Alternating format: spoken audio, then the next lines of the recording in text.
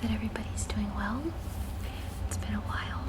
Sorry about the time lapse in between videos. I just moved into my new place and it took a little bit. So I decided to do a quick video. Well, not really quick, but it is going to be a binaural reading, hopefully. And hope that you guys like it.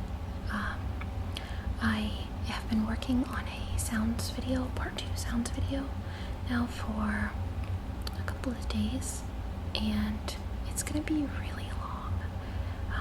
Every time I start to think I'm done, I add more sounds to it, so yeah, it's probably gonna be at least an hour and a half. So I thought that in the meantime, between getting that one done and having that one uploaded for you guys, I thought I would do a children's book reading. And the reason why I'm doing this is because I get a lot of people telling me that their kids fall asleep to my videos. And in particular, I just recently had a friend on Facebook, Marissa. She posted a picture of her son falling asleep to my videos, and it was really cute, so I thought I would do a special video for kids. So I'm going to be reading this book.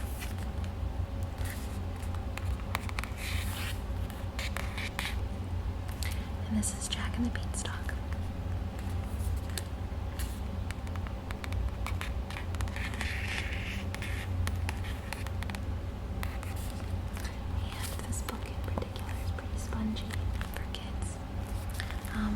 I think it's a good read. It's long, and I'm going to be doing a little ear to ear, so I hope that you guys like it, and it's not only just for kids, you can watch it too.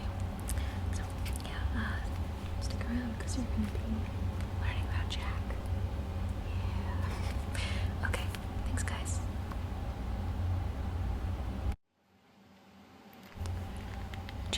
And the Beanstalk, illustrated by Kevin Scott.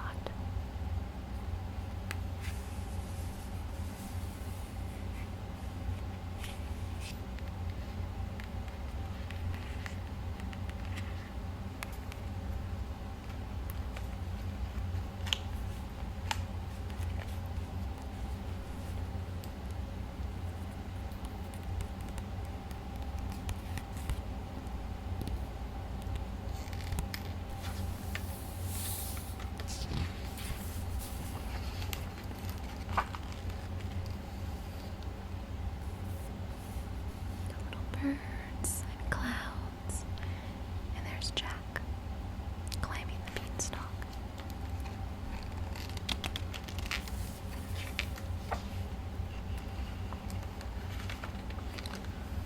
Once there was a boy named Jack who lived with his mother. They were very poor and had to sell their cow to get money for food. As he was taking the cow to market, Jack met an old man.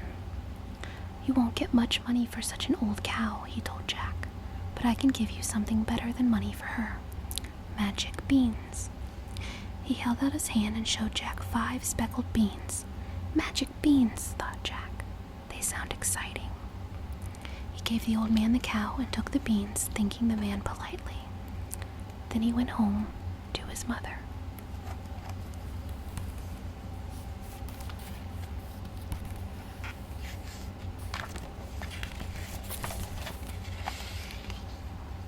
Jack's mother was extremely cross. "Silly boy," she shouted. "Thanks to you, we have no money and no cow." She threw the beans out of the window and sent Jack straight to bed. Poor Jack.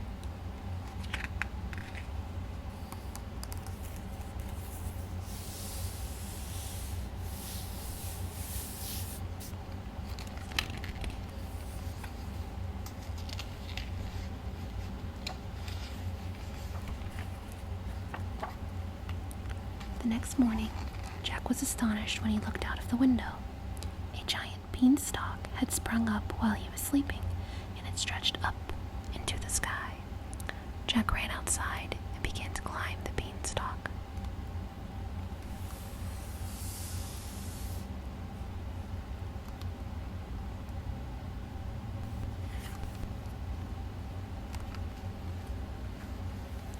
Up and up he went, higher and higher, until he reached the top. There he found a road which led to a big house. It's Jack climbing the beanstalk.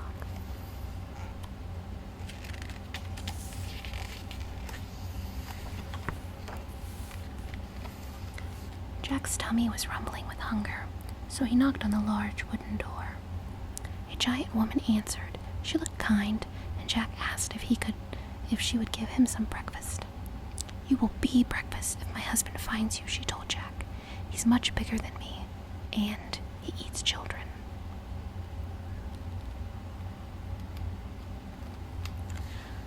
But Jack begged and pleaded, and at the last, the woman let him in. She gave him some bread and milk and hid him in a cupboard.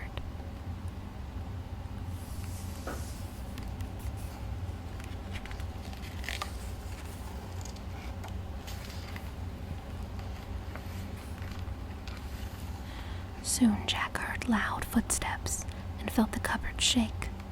The giant man was coming. Jack heard him roar. "Fee, fi, fo, fum. I smell the blood of an Englishman."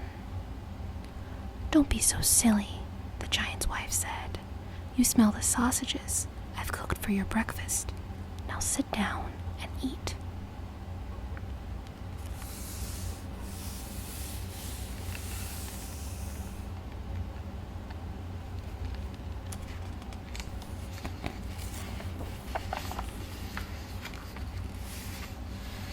After wolfing down 3 plates of sausages, the giant asked his wife to bring him his gold.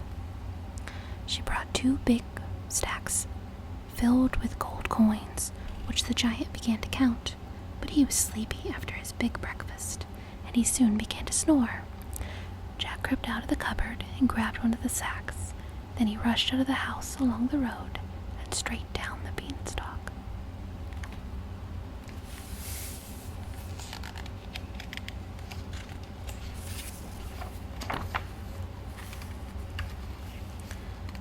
Jack's mother was overjoyed to see him, and she was even happier when she saw the gold.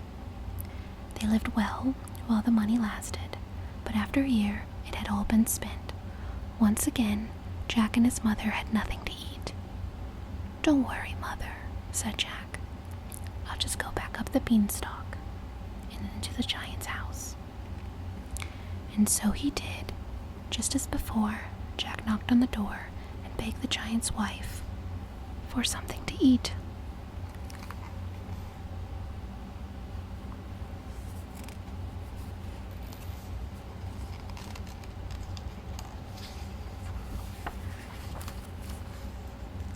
"Go away," she told him. "The last time you were here, a sack of gold disappeared. My husband was really cross." But once again, Jack begged and pleaded, and at last she let him in. She gave him some bread and milk and hid him in the cupboard. Soon the giant stomped in, bellowing, "Fee, fi, fo, fum. I smell the blood of an Englishman." "Nonsense," said the giant's wife. "You smell the yummy soup I've made for your lunch." Peeping through a crack in the cupboard door, Jack saw the giant slurp down a big barrel full of soup and heard him tell his wife, "Bring me my hen."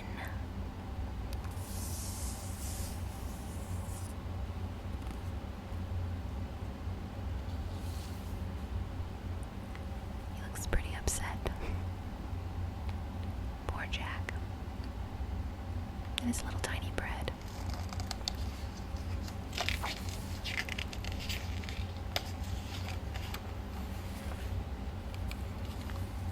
She put a fat red hen on the table, and the giant shouted, "Lay!" To Jack's amazement, the hen laid a golden egg.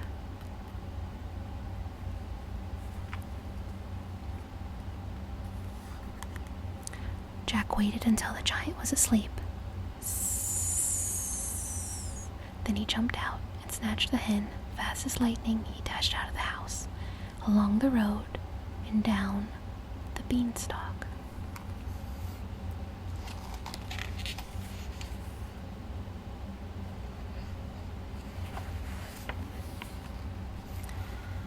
Jack and his mother lived very well on the money they made from the hen's golden eggs. But Jack wanted to climb the beanstalk one last time. He knew the giant's wife would not let him in again, so when she wasn't looking, he sneaked into the house and he crawled into the cupboard. Fee, fi, fo, fum. I smell the blood of an Englishman, he thundered.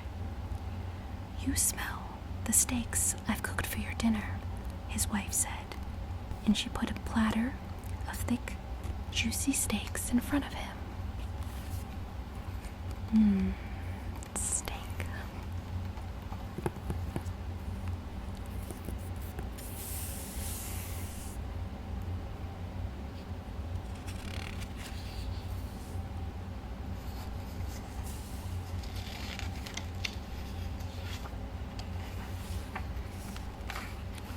After gobbling up the steaks, the giant took out a golden harp and said, "Sing." The harp played a gentle lullaby, and soon the giant was fast asleep. Jack sprang out, took the harp, and began to run. But the harp cried, "Master, master," and the giant woke up. With a roar, he leapt up and ran after Jack.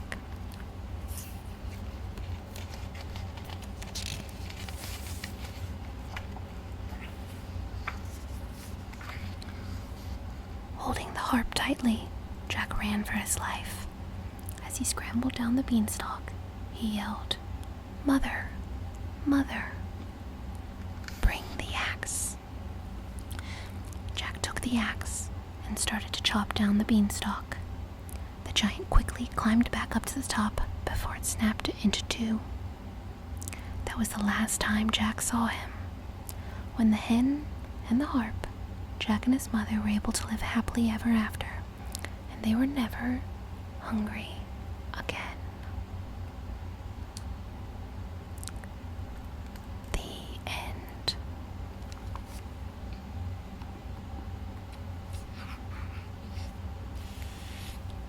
Jack with his axe, his hen, his harp.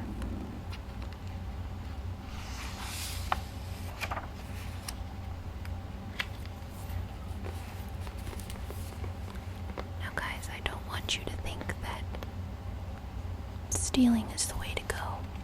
It's just a story. It's probably not a very good one now that I think about it.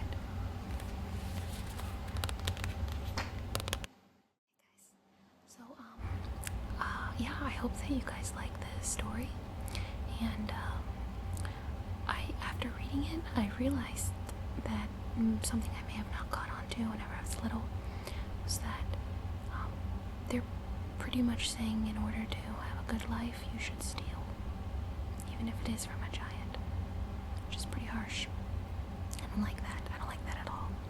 So, just, I didn't write it. But I hope that you guys are all good, and I've been reading your messages and your comments, and I appreciate them very much.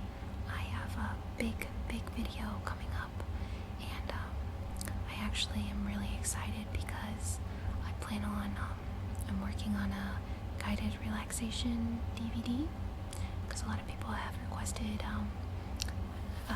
a DVD to watch like in their living room, or just not necessarily on YouTube, so they can watch it anytime they want without ads. Anyways, that's coming up in the future, but I am working on that, and I'm working on eventually an app more phones. So yeah, I'm trying to get as much material as I can out there. Now that I'm settled in, that should be happening more often now.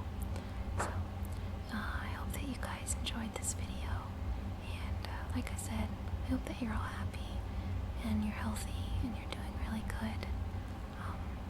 So yeah, I look forward to seeing you guys in my next video. And yeah, add me on Facebook if you want to talk. It's a better way to get to me. I always respond. So yeah, okay guys, and to Marissa, I hope that this